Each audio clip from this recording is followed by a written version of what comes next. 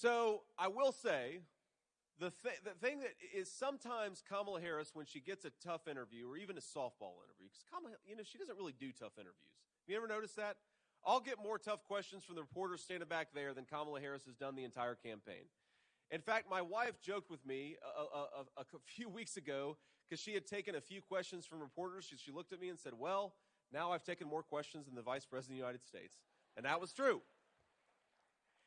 But, the thing about Kamala Harris's strategy of only doing softball interviews, I know we've got some baseball fans in the room, is if you're going to do a softball interview, you've got to be able to actually hit a softball. And it turns out that every time somebody interviews Kamala Harris, she reveals that whatever she may claim, she is the candidate of more of the same. And I don't know if you saw this interview. She did it a couple of weeks ago with The View. And, you'll never hear me complain about running for vice president except this one time I watched Kamala Harris on The View so that you didn't have to.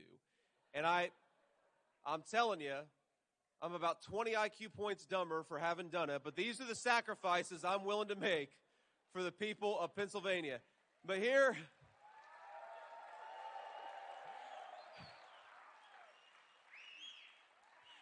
but here is what she said.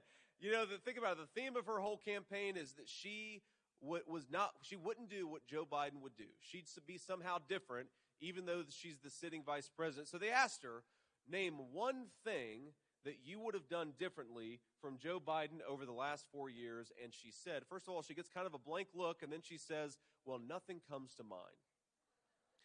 Now, in Kamala Harris's defense, I do think that could be the slogan of the Harris-Waltz campaign, is nothing comes to mind. Because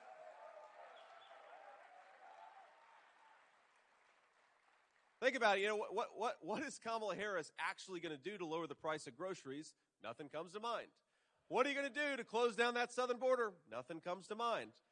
Right? So this is the slogan of the Kamala Harris campaign, but it blew up the entire idea that she somehow is going to be different. If you're voting for Kamala Harris, you're voting for more of the same.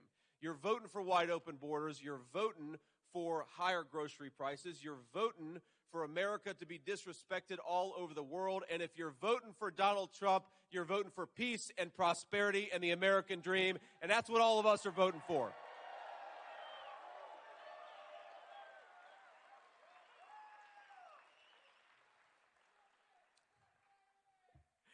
So, let's talk a little bit about Kamala Harris's economic policies such as they are, because I think it's sometimes useful.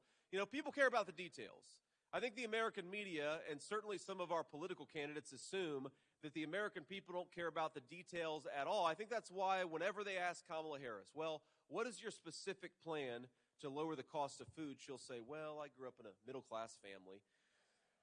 Or when they ask her, how are you going to actually bring peace and stability to the world stage? She'll say, I used to work at McDonald's and I made the hash browns and I was very good at it. And, I don't even know if I believe that, by the way. I think that maybe Donald J. Trump has worked at McDonald's for longer than Kamala Harris has. I don't know if you saw that.